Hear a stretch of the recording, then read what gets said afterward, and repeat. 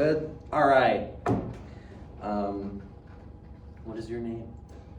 My name is Pascal Vercoort, and I'm originally from Holland. Very cool. Today's date is March 28th, 2023. We're in room 112, I think. Yes. Of Welty at CCSU.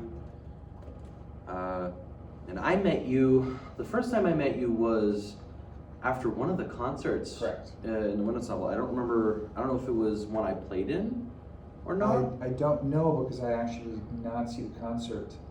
I was going to meet up with Colleen after, and I realized that there was a dance student who also sang in that concert. So it was sort of I need to be here. Mm-hmm. I need to check these concerts out.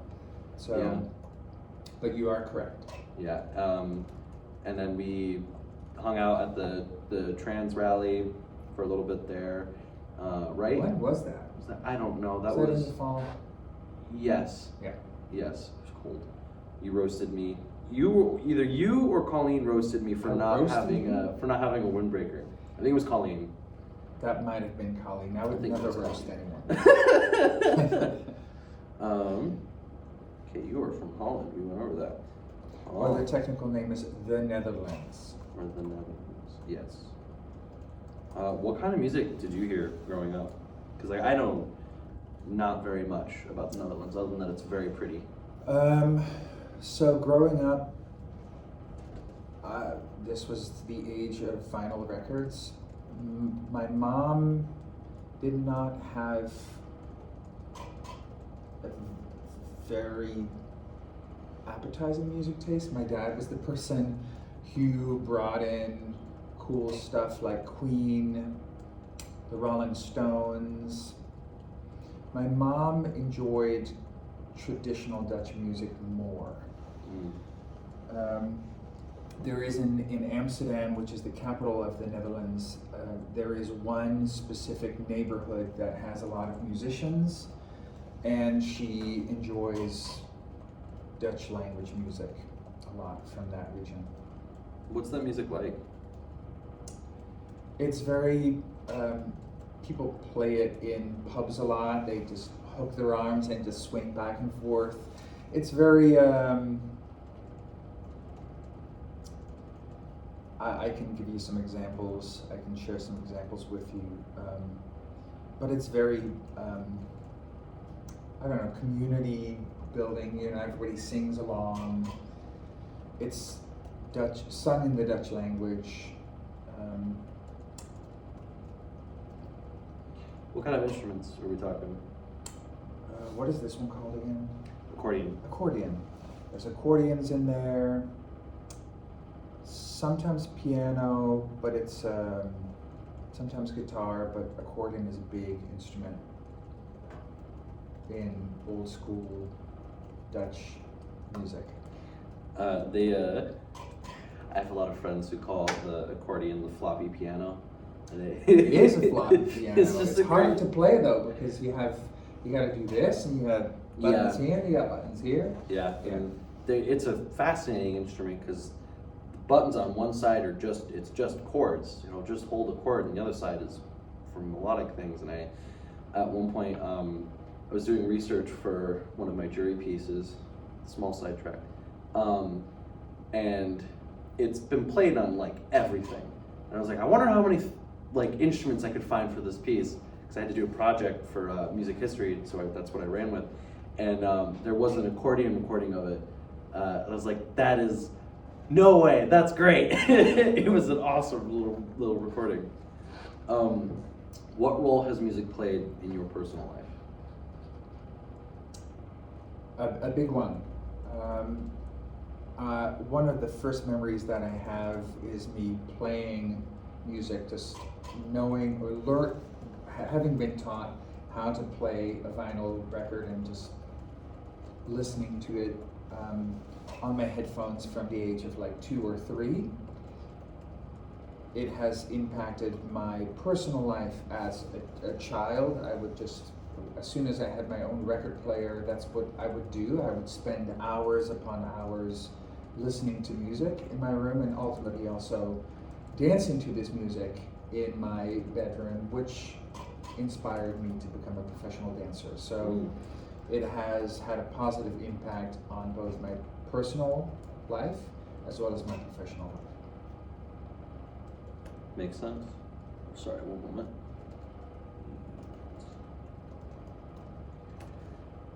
Yeah, that makes a lot of sense.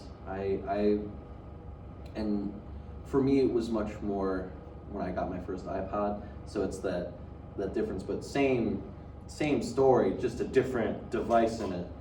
I love that about music because it's just it gets in your life somehow, and then it's stuck. It's very cool. When did you start professionally dancing? It's been a while. I started dancing when I was 11, and I started dancing professionally when I was 18 or 19. I think I was 19. That's really cool. Would you be comfortable saying how old you are now? I'm 51. Now, do you perform music at all? I do not perform music, but I have played instruments. I've played the organ, and I've played the recorder, of course. Of course. That's it. That's fair. And I'm guessing both of those were kind of formal through school, or? In the Netherlands, where I grew up, it is not part of the normal K-12 experience. It is, people take these classes extracurricularly. Oh. So they do it as like either an after-school program, or they do it independently, something that is not affiliated with a K-12 school. Mm-hmm. So in my case, I just went to lessons every Wednesday after school. I would take my recorder lessons, and then this was back in the day when Fame was a thing, the TV show. I'm not sure if you're familiar with it, but one of the kids played the synthesizer. He was the cool kid in Fame, and instead of the synthesizer, my parents put me in organ lessons because, I don't know, it just made more sense for them. And where am I going with this? Yeah, those were also private lessons. So music was not part of my K-12 experience at all, and neither was dance. We did not have any kind of performing art. The closest that we came to art making was arts and crafts, sticking your fingers in some clay, or just doing some paper mache, and that was it. No music, no dance. I turned out okay though. Yeah, it's hard. It's hard for me to imagine that because for me, music has been in school like every step of the way, and if it wasn't, I wouldn't be here. I could say that very confidently that I wouldn't be here. I probably wouldn't be here. I definitely really liked music a lot growing up, but seeing as like it's really hard to, or rather seeing as like the things that I would do for fun in my own time, I wouldn't have practiced. Like I wouldn't have gotten better. I played the saxophone. I would not have gotten better at the saxophone or at anything if I didn't have something really driving me to keep working at it. Like I had a guitar when I was little, and I would sit down and like kind of like make noises, but I didn't have lessons. Who knows? Maybe I would have had lessons, but I don't think so. Probably not. It was a passing interest. It was never really the thing that grabbed me. I don't think I really honestly fully committed to deciding that music was it until college, and probably like my sophomore year, my first semester of sophomore year in the department, I was like, I had to have an inward conversation of like, do I want to do this? I don't know. Well, you have the option. It was given to you as a choice. Becoming a musician or becoming a music educator became a choice because you were exposed to it as a child. Yeah. I don't know how this happened. I guess I have a drive. Mm-hmm. But yeah, it shows that as a possibility, which can have a positive impact. And I think if you look at it from an intelligence perspective, any kind of performing art, whether it's music or dance, it fosters a different kind of intelligence that is really important to survive as an adult. It's a very different form of problem solving and a different form of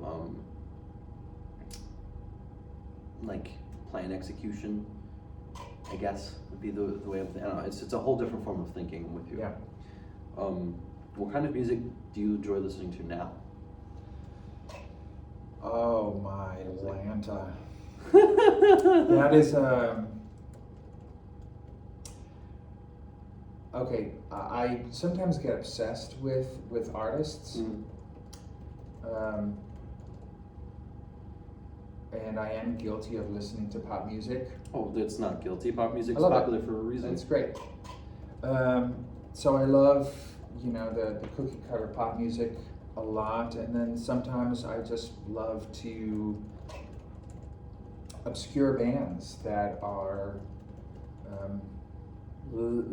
known less. Bring in the cultural perspective. Sometimes I like to just check out what is in the top 40 in, I don't know, Turkey or in China in order to broaden my horizon a little bit in music choice. My current favorites are Sylvan Esso, which is a band from, I think they're from North Carolina. It's a husband and wife, and they make digital music that is really fantastic. It makes me want to move. And I also love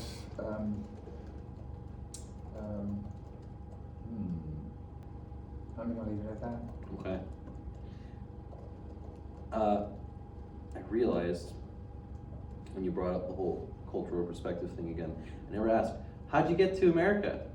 Oh, yeah. By the way, I have a big passion for music from the Mediterranean a lot. Like Balkan music, I have loved for decades now. I came to the United States in 2000. Originally, I was only going to be here for 7 months. I got 2 scholarships to study a specific dance technique in New York City. Back in the day, I was dancing with an all-male dance company. I was the youngest person in the cast. And I was 27 then, and I wasn't really happy. So there was an audition of a choreographer named Jennifer Muller, and I knew her work. She choreographed for companies in the Netherlands. I auditioned for her, got hired, and stayed, and that was 23 years ago. I was with the company for 12 years, and I was thinking about returning back to the Netherlands. That was in 2012, and that's when I met my husband, and the rest is history. Yeah, I'll do it. That'll do it. That'll do it. I saw this interview of this man from the UK, and he was just going on about how much he just hated the United States. He could go forever. And the interviewer said, "Well, what's something you do like about the United States?" He goes, "My wife." And I was like, "Oh, there it is. That's why he's here." It's very, very sweet. Anyway, Do you prefer, I should say, do you go to live shows? Yes, but because of the pandemic, I haven't really done so. I would love to. Again, slowly increasingly becoming comfortable. Yeah. When you did go, what would you typically go see?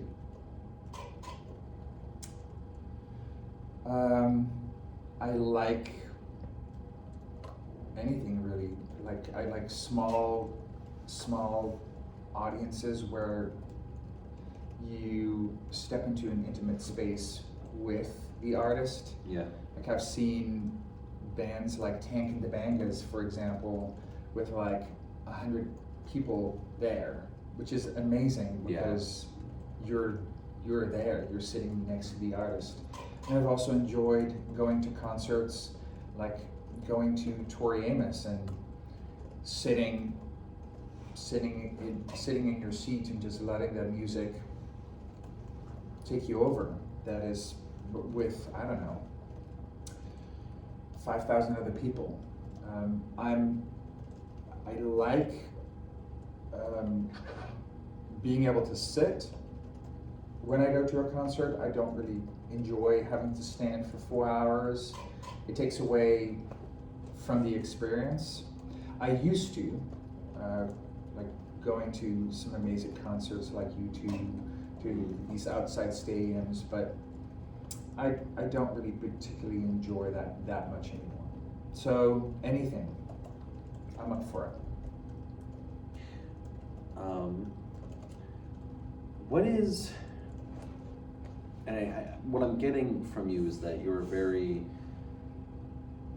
we're similar in that there are like genres we like, but at the end of the day, music's music, and you're willing to give like anything a shot. That being said, does that carry over to your dance? Yes. Yeah. There is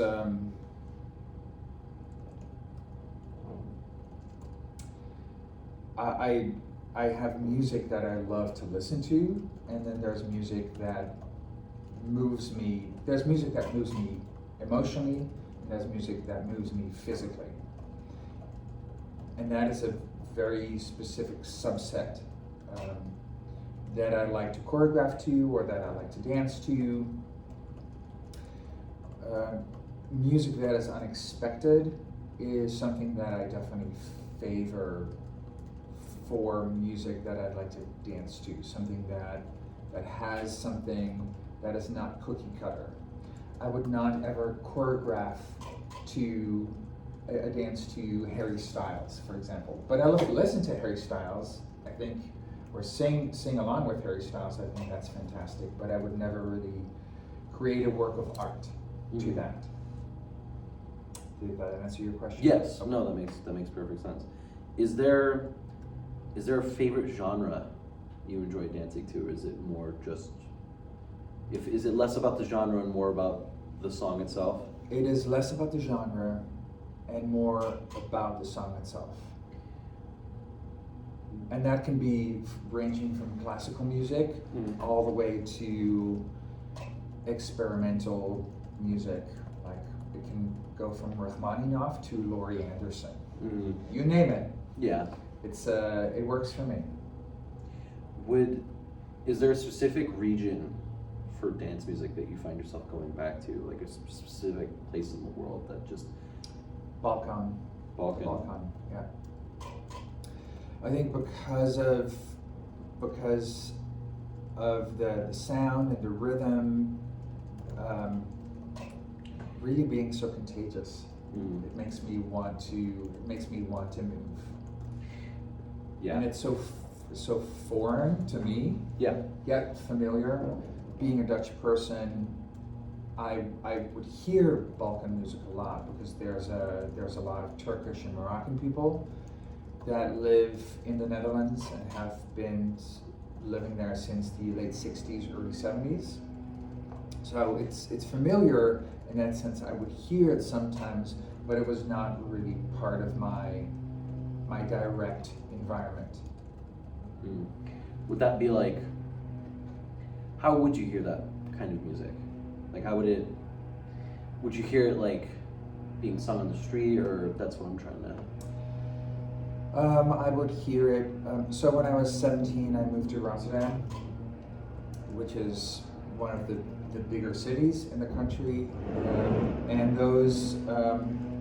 that city has a lot of Turkish Moroccan people. So I would walk on the street, and they would be playing music in like cultural centers in the neighborhood. Gotcha. I've listened to a bit of Balkan music, and it is, I'm with you 100%. It is very contagious, and the time signatures that they like to use to like oftentimes really emphasize one specific pattern. Be it like, I'm trying to think of one, and it's escaping me, but I know a lot of it's like like some one big hit in every bar, and it just gets you. You're like, oh man. It moves beyond the Eurocentric or the American 4/4. Yes. That's the popular meter, I guess. I'm not a music person, but No, it's 100%. That's the pop music things. You'll be hard pressed to find something in 3 if it's a pop song. I'm sure it's happened, but it's seldom. As you're talking about it, I'm thinking of like Sufjan Stevens, who has like a whole album where he's just playing with meter. One of my other inspirations. One of my favorite bands, Gorillaz. The title album, there's a song called 5/4 where Damon Albarn wrote a song in 5/4, and it's 5/4 for like 2 bars, and then he has the drums play like they're in 2/4, but the rest of the song is in 5, so it's very strange. It also turns into a 10. No, he'll just play it like it's in 4, even though the meter's in 5, so it's just confusing. It'll be like 1 2 1 2 3 1 2 1 2 3 1 2 1 2 3 1 2 1 2 3, and then the drums will come in, and the drums come in hitting on 2 and 4, but then instead of hitting on 2 and 4 in the next bar again to emphasize that it's in 5, it'll then hit it on 1 and 3. So the drums will play like it's in 4, even though it's in 5. So you never know the difference. It's when you know that it's in 5 and you listen to it again, it's like, why did you do this? That's awful. You're Experiments. the poor drummer being forced to play on 1 and 3. Do you have any friends who play music? Colleen is a big one. She is.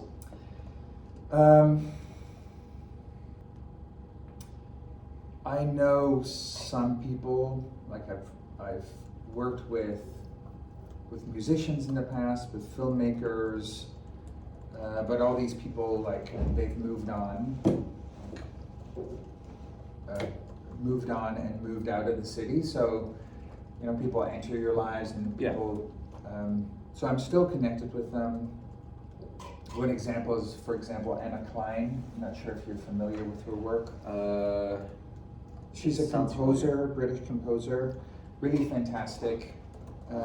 Worked with Anna on several projects as both a dancer and a choreographer, and now she's done stuff for the Philharmonic. And so, in short, yes, I know musicians, and they have very different outlooks and fields that they focus on, ranging from classical to world music.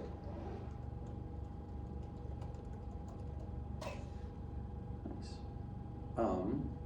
Have your music preferences changed over time? And I want to know the answer to that, both in your listening and your dance. Yes.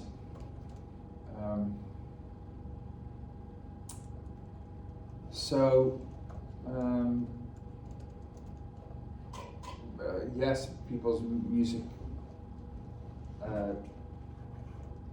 passions change.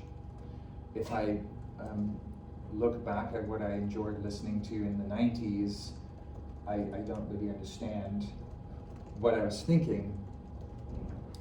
I mean, there's classics that I will still always love, like Radiohead, but I was huge on The Cure, and now I think they're fine. And I know that if I listen to, now I'm obsessed with Sylvan Esso. If I listen to Sylvan Esso 20 years from now, I'm going to be like, what are you doing? From a dance/choreography perspective, I used to really enjoy choreographing to pop music or dancing to pop music because I was very passionate about offering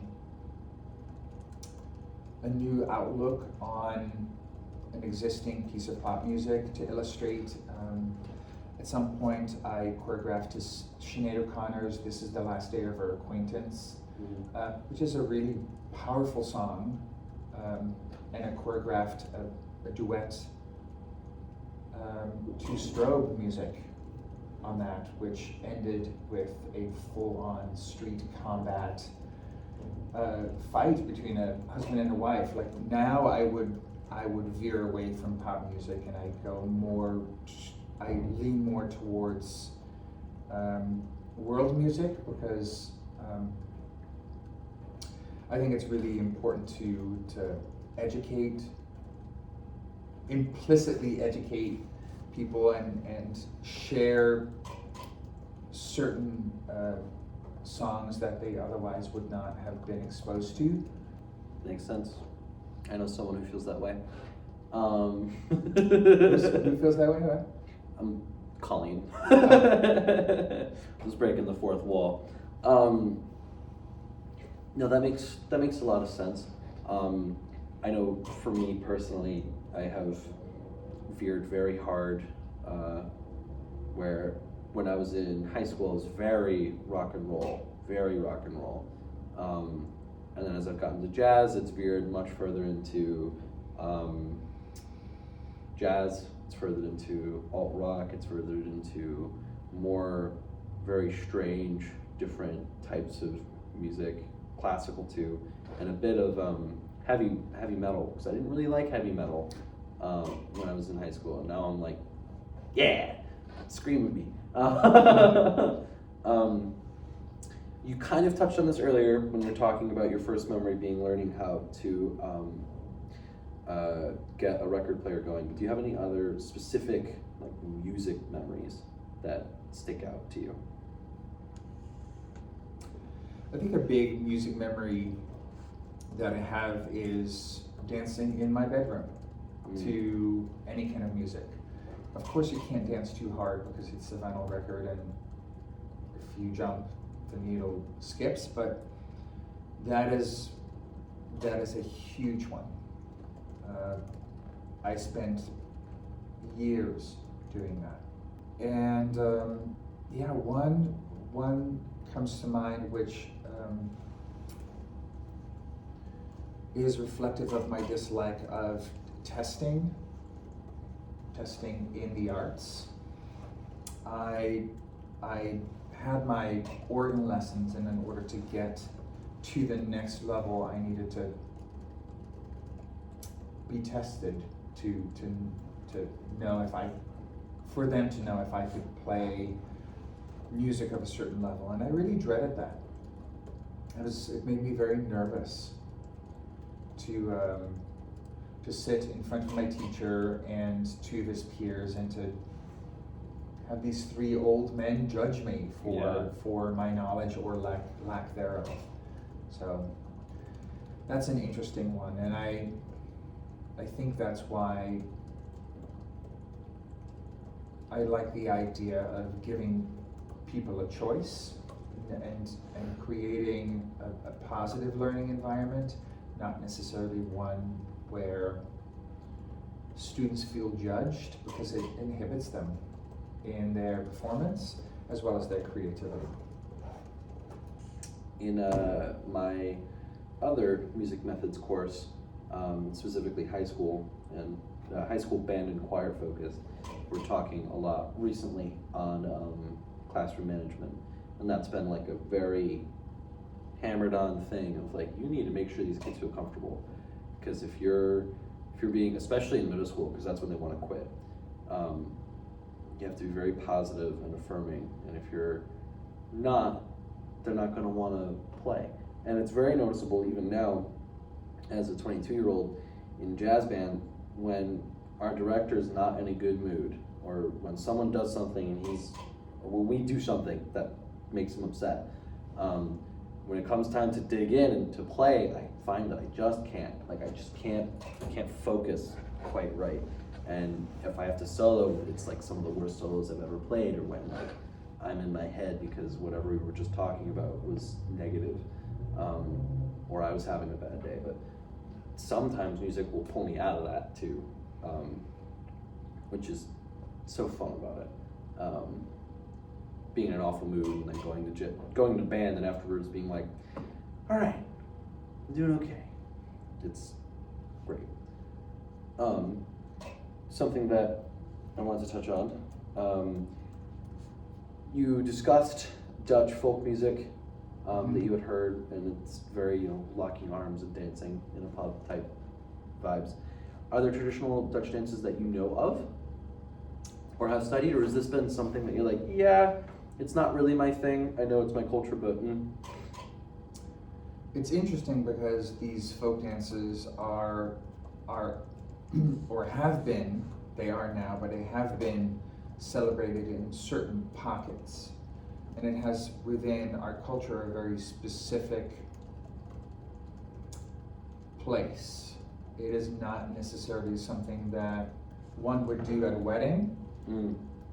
It has found a very strong roots in, this is what you do when tourists visit. And that said, I don't necessarily know them. I have a recollection of having been taught them when I was a young kid, but they're not ingrained in me. I can't get up now and show you how it's done necessarily. I would have to look at a video, and it's also, what I remember, there's a looseness there. There's many different versions of folk dances, but it has not been a big part of my history as it relates to dance or my Dutch culture.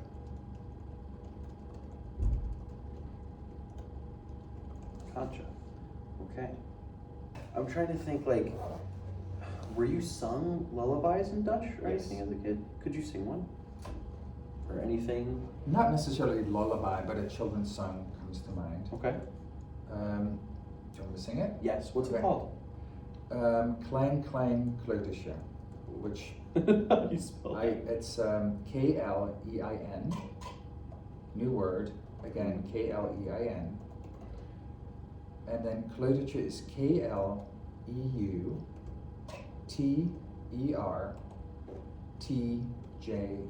Klein Klein Kleutertje. I was way off. It means little toddler. Aww. That's fantastic. Oh, I have to think now about the lyrics. They might have disappeared. Yep, I remember. Okay. Okay. It goes, klein, klein kleutertje, wat doe je in mijn hof? Je plukt er alle bloempjes af en maakt het veel te grof. Oh, mijn lieve mamaatje, zeg het niet tegen papaatje. Ik zal zoek naar huis toe gaan en de bloemetjes laten staan. That's awesome. What is it about? What are the So Klein Klein Kleutertje is about a toddler or a young kid that gets caught picking flowers, and the toddler begs to the person who caught him, don't tell my mom, don't tell my dad, I will I will sweetly go home and let the flowers be. So it's basically a kid that gets caught in somebody's front yard or backyard and begs for mercy, basically. That's very. I'm sure, you know, the thought behind it is sweet because the toddler just wants to pick flowers Yeah. for their mom or dad For their or mom for or dad. someone, but Yeah, yeah. I got in trouble for something like that Ah. growing up. I was picking flowers, and they're like, "Stop picking my flowers." I was Yeah. like, "I'm sorry." They're like, "I'll talk to your dad." I'm like, "You know my dad." And I was like, we were neighbors, obviously. That's all I have. Is there anything that you would like to add? No, I think we're okay. Awesome. Thank you again. Thank you I so really much. appreciate it. Yeah. Okie dokie.